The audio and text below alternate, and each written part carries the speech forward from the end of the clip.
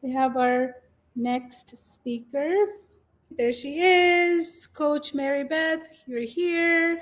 You are here to talk about healing isn't linear. Really? It goes like this? What is it? I don't know. She's going to tell us. It's layered, it's messy, and it's yours. So it looks different, I think, is what she's trying to say. She stands for normalizing that truth has healing, truth that healing isn't something. We'll find out. She believes revisiting pain doesn't mean, you mean if I revisit my pain, I don't have to do something. I'll find out. She is committed to guiding people to see there's something, guys. We have to listen to her to find out. And she's here to show us that healing is not about becoming something else. So, welcome. Thank you for being here. All yours. Yes, I've got a lot to share with our viewers today. I know we're running late and I hope I don't go long. There was just so much information that I wanted to get out to everyone. You just do what you need to do. Don't worry about it. I know that some people are either just tuning in or there's some people who have been watching for a bit. And I just want to say thanks for taking the time to get in all this wonderful information that our coaches have had to offer. And the topic that I want to talk about is healing. So if we're going to talk about healing, we have to stop and think about, obviously, what is it that we need to heal from? And therefore, may be spending some time thinking about some painful memories. So I just want to create a space a little bit and be respectful that I'm going to ask you to think about things that maybe you haven't thought about in a while. And I want you to be patient with yourself and just take some space and to just listen and go with whatever emotions that might come up, because I'll talk about them and how we're going to deal with it when they come up. Yes, many people think that healing is a straight line. They think that it's the event of this happened to me or this happened over a series of months or years, and that was the beginning of it. And then my healing is the process of forgetting it or just learning to deal with it or accepting it and then moving on in spite of what had happened. But it's not like that. You might believe that, okay, maybe I'll do a self-help book, or I learned how to set boundaries now. I've learned how to calm myself if I'm ever triggered by something that brings it up. And I'm healed, I'm done. But inevitably, sadness does return and anger comes up, and even old patterns come back. And we find ourselves, sometimes it's easy to panic and we don't know why. You might think, oh no, maybe there's something wrong with me. Maybe I haven't dealt with this with the way I'm supposed to, and I'm not there yet. And oh my gosh, am I ever going to get over this? This is going to haunt me for the rest of my life. But here's the truth. It's not failure. And it's not that you're not progressing. It's a sign that you're still healing. And healing isn't a race. It's a journey that circles back, and it deepens and it changes you along the way. So I want to share a little truth, a little fact with you. And it's a very human truth that healing does not move in a straight line. It's not a ladder that you use to climb out of a hole or reach to the light. It's a spiral. It goes round, and there's layers upon layers as we're returning to familiar places. But you don't return as the same person. You may hear voices, and if you've shared your experience with other people, you may hear them say, oh, that was so long ago. Leave it in the past. It is what it is. Just stop dwelling on it and don't be a victim. Get over it. But those people share these words that don't see the quiet work that you're doing when you've been carrying this with you as you're maturing. And even when it feels like you've circled back to the start, you're still growing. See, we can't erase pain without erasing a part of ourselves. So instead, we gather it. We hold it and we turn it over and find out what bits and elements that are in there that we can use to make part of the story that we carry as we're living this life in this upward spiral. No, you're not failing. You're becoming whole. You're integrating what had been, and you're finding those tidbits that show that you're strong, that you're resilient, that you use to overcome something. And all of that is a part of healing. And it doesn't happen step A, step B, step D. I want to share this element with you. But when we do, like I said, we're going to be sharing something that could be very sensitive. Maybe it's just something that bothered you last week. But for many people, this could have been something that was many years ago. And maybe it was just one incident, maybe a tragedy or experience, or maybe it even happened over time. But I'd like to invite you to go back in a safe place and think about it. Close your eyes and just inhale very deeply as you anticipate putting yourself back in there. And then breathe it out, knowing that this is a safe place to talk about it. And I'll hold you and I'll carry you through this. And let's just breathe in one more time, nice and big. Out through the mouth. I know we've been breathing and it's so important. Okay. So as you're there, I'm going to lead you through an understanding. So after your breaths, hold in your heart and whisper that you in this moment are exactly where you need to be. You have permission to feel whatever you feel right now. And you are exactly where you need to be. And as I do that, I'm going to give you the metaphor of the staircase, a spiral staircase. Imagine you're walking up this staircase and you come to a step that you're thinking of right now. It brings a life-changing experience. Whatever happens causes these feelings of sadness or helplessness, pain, anger, shame, fear, any number of emotions. But in order to get to the next step above this event, your nervous system does what it can to protect you. And you respond to this experience by learning coping skills. You use mental reasoning. You use behaviors that help you get through it. So now you're taking that with you at the next step. And as you continue your life journey, and as you circle around, you may experience a similar event or the memory of the traumatic event. And your nervous system returns to that emotional scenery of grief or fear, guilt, shame, rejection. And you pause and you think, oh my gosh, I'm doing this again. I've been here before. But this is a different step. You're higher. You've had life experience since then and now. Although the memory hasn't changed, it's an opportunity for you to respond to that event in a different way. You have understanding of the memory. You may find more details that you didn't know before, details that you wouldn't have known in that moment in time because you were younger. But now as an adult and you have life experiences and maybe you've had some help, that things aren't as you thought they were, but there's still something to be learned from it. The behavior responses, the coping skills had a specific purpose at the time. Your nervous system did its job, but now it's time to realign that and realize that the threat is no longer with you. The shame is no longer with you. The helplessness is no longer with you. That's down a few layers on the spiral staircase. So yes, you're looking at it. It's still a part of you. But now you're mature. You have a different perspective. And you find that emotions may change. But you may even at first sadness or fear might now turn to anger. Your sense of helplessness, though, may turn into resolve. You're seeing that same pain with new eyes, new tools, new strength. That's not relapse. That's a remembrance, and that's what integration looks like. We're taking this and making it part of you. It's an experience. It's still a part of you, but it's no longer controlling you. Okay, so that's our visual. And I'd like to go ahead and share a personal story with you. and to let you know a little bit of how this worked in my life. So I grew up in a home where emotional safety wasn't really modeled.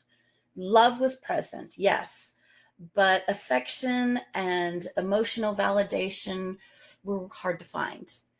And I learned early on that if I wanted to be seen, I had to please. I had to over function and over give. I had to perform.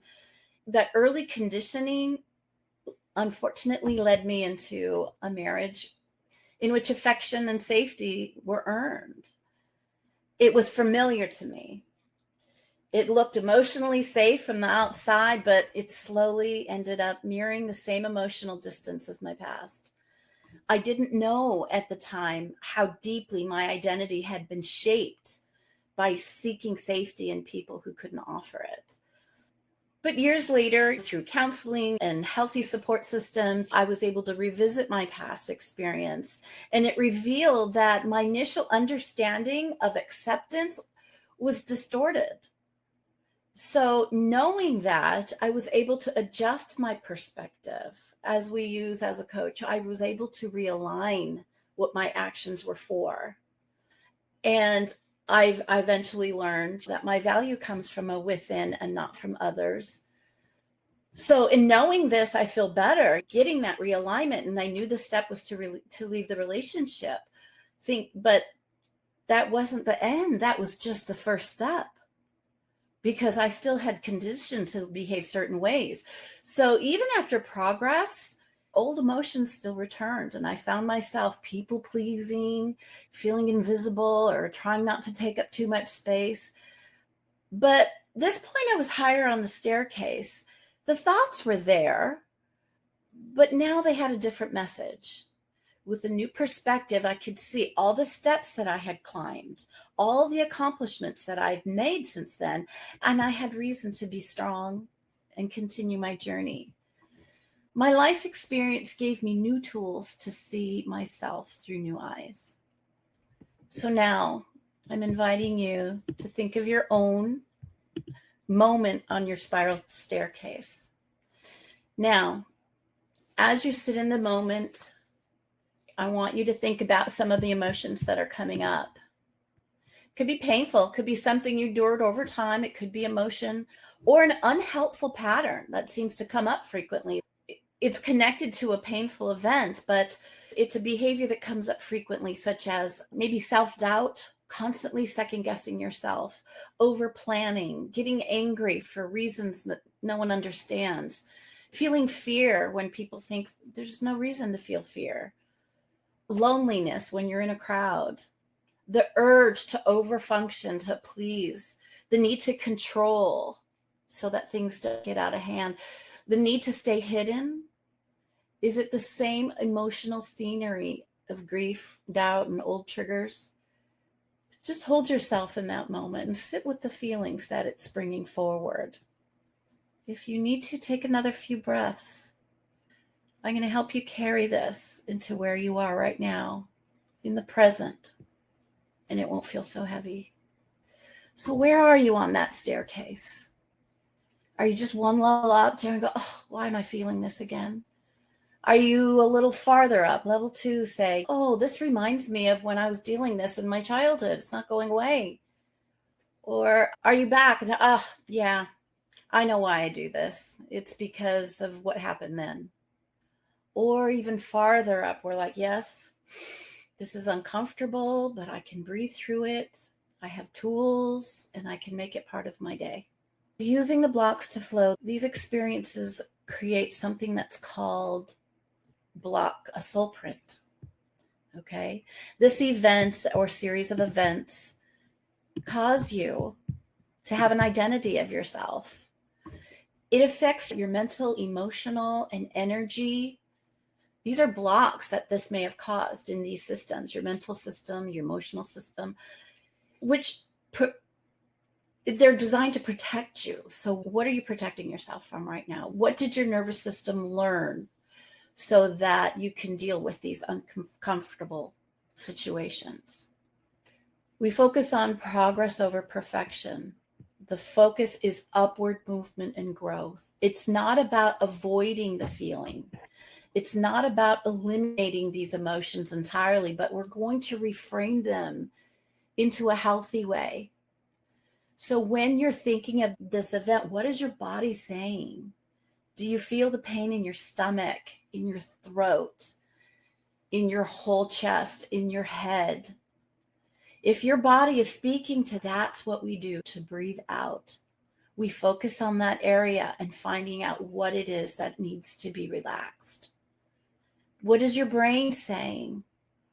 What can you name in that event? What clarity do you need? Your soul speak. What did you believe of yourself then that you know is not true now? We use these new words to re-identify what has happened. We are reframing this event or series of events or time to let you know it's not a backslide, it's a message. This memory is not to be forgotten. It's an opportunity to reframe your pain from a higher perspective. You're not broken just because you feel it again. You remember it because you're safe enough to take the good and bring it to yourself. What strength did you endure? Tell your nervous system, thank you for protecting me then, but now I got it from here. So wherever you are on this spiral staircase, you're not back in the start. You're a level higher. You're a level deeper. You're understanding deeper. You're a breath stronger. As you experience the emotional memory, realize where you are.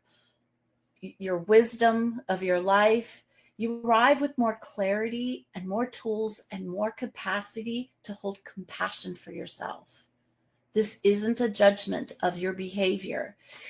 It was there for a reason. It's not a block, because now you can take the tools and move forward. So now I ask yourself, what part of you is surfacing up because it needs more compassion? What do you know now that you didn't know then? Your younger self experienced this and only did whatever tools they had available. But now, through coaching and support systems and professional assistance, you now have a knowledge of yourself that's much stronger than then. What new experience do you have that tell you that you no longer need to control? You don't need to hide. You don't need to overachieve. And what can you see more clearly this time about maybe even other people involved? What tools do you have now that you don't before? And what do you want to be? Who do you want to be as you come around this? You're not the identity of the person who originally experienced this. You now are able to create your new identity. You revisit with a new perspective, just like you visit the same view on a spiral staircase, the higher position. Even though the feelings are similar, you now have new coping skills. And it's not all at once. You learn maybe one skill at a time. You'll come back again and learn something different. You'll come back again and have a different mindset. That is integration. That is taking the past and integrating it to the best self that you have. So why do we loop? Why do we have to do this? I want you to think about the terms we've been using about mind soil.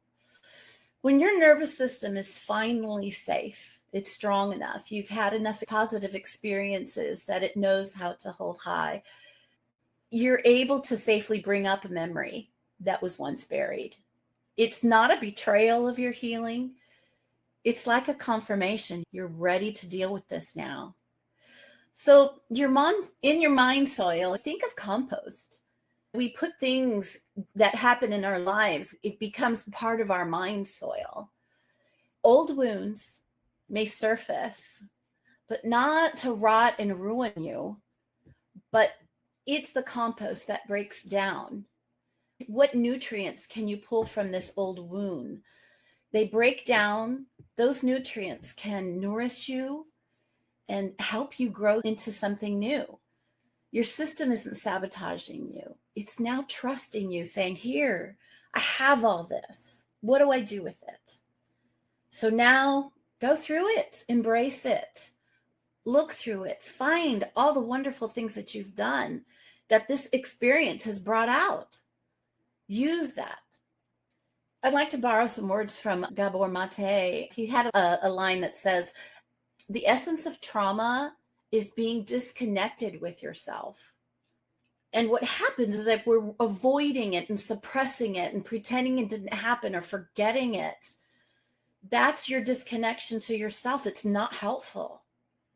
He asks us to feel and acknowledge the pain and let yourself grieve the loss of your innocence or the loss of your love or the loss of the attention. That was a loss. Acknowledge it and know that you can have that now.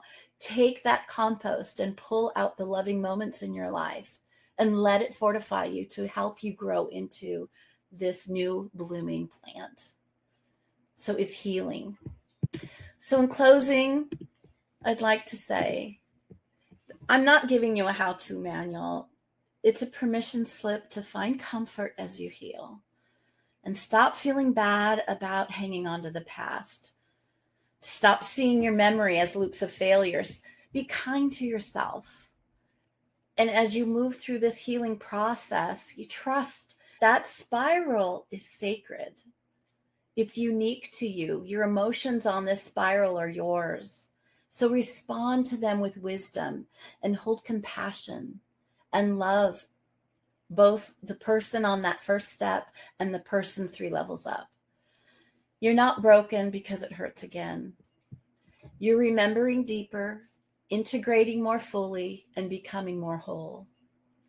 Healing isn't about becoming a new, happy person with no troubles.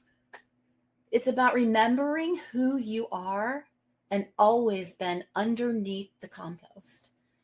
You're walking the spiral one step at a time, one breath at a time, one truth at a time. So healing isn't linear, it's layered, and it spirals, and it's messy, and it's yours. Love it. Thank you. The compost is amazing example. The soil is just get richer from the experience of pain, changing your pain into purpose. And what did I learn from it? It's amazing message. Thank you. One step, one breath, one truth at a time. So take it slow because there's lots to learn from it, is your message, right? There's a lot to learn from pain as well, right? Yes. So yes, it's not easy. And that's why we as coaches guide through people. We can't tell people how to feel, or we can't tell them what step is next. It's theirs, and it's got their next steps has to happen when they're ready for it and when they feel safe, when their nervous system is once aligned. And that's not something you do alone. Yeah, but we need those other voices to remind us. It's like a touchstone. The people in our lives, we need to talk with them and touch base with them so that they see us unlike we see ourselves.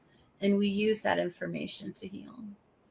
You touched on several of the systems that actually trains us and programs us and conditions us to travel with pain. One of your pain you mentioned was this relationship you built that your parents, right? Tell me a little bit about that. Many people of my generation have parents or fathers who were in Vietnam, and many of those households were very affected by it. And it was amazing, even going to my reunion, finding out how many women my age really experienced fathers who had a very tough time. And so, like I said, I wasn't doubted I was loved. It was just the outward portrayer, no acknowledgement, validation. I was always cared for, but the extra stuff wasn't there. And so I just grew for a need for it and desperate need for it. And I developed unhealthy habits for trying to entertain, be somebody, be my personality. I know is developed as a lot of trying to grab that attention that I once starved for. And so what I did is that because I didn't have the validation, something was wrong. I had to do something different, and my validation came from somebody else. Am I okay? Am I okay? Am I acceptable? What do I need to do to have you like me or be appreciated? And it just came a point where it came out in my marriage, and realizing, wait a minute, this isn't how it's supposed to be. I knew being a mother about unconditional love, and it was able to give it, but I noticed I wasn't receiving it. So something was amiss. And so that's why therapy really helped. And it really helped me recognize the patterns that I've learned and how those patterns helped me back then, but were not helping me now. And then in developing more, the tools that I needed to recognize unhealthy behavior, and knowing that I need to remove myself from a situation, from my marriage, in order to be healthy, in order to have a good mindset, in order not to keep going back to the insecure and wanting person. So your mask control, the parenting equated to obedience with love and success, Yes. silence. So you have a thread, and I'm sure you started already cutting that, right? Yes. But there's somebody here who might have that still attached to them, and Right. keeping them as a puppet behaviors or whatever we're doing with that, right? People are saying you act like this, you do this. That's from your parental upbringing. So that's a good one to cut. And some of it is I took this big thread, because they're pretty much hardwired, right? Yes. Ones are pretty hardwired. Yes. We're in our parents' homes for almost 2 decades, and that's all we know. That's why it can't happen 1 or 2 sessions with somebody. It's over time. Yeah, they're loving your compost and the spiral staircase. Do you have something to share with our audience? I do. And so in recognizing that everybody has this little mind soil, I'd really like to offer 5 days. If somebody who contacts me through my email, will offer you through this event 5 days for us to go through that mind soil and see what we can do and figure out where you are on your spiral. And we'll discover where you are and maybe make a plan for where you need to go. But just reassurance. It wouldn't be a commitment, but it would just really take some time, just one-on-one with me and a guest or one of our listeners, to take that time to dig through some mind soil and see what treasures we can find. Awesome. Thank you so much. Thank you for being here. You did amazing. Everybody loves it. Go and interact with some of the All right. are here. Thank you.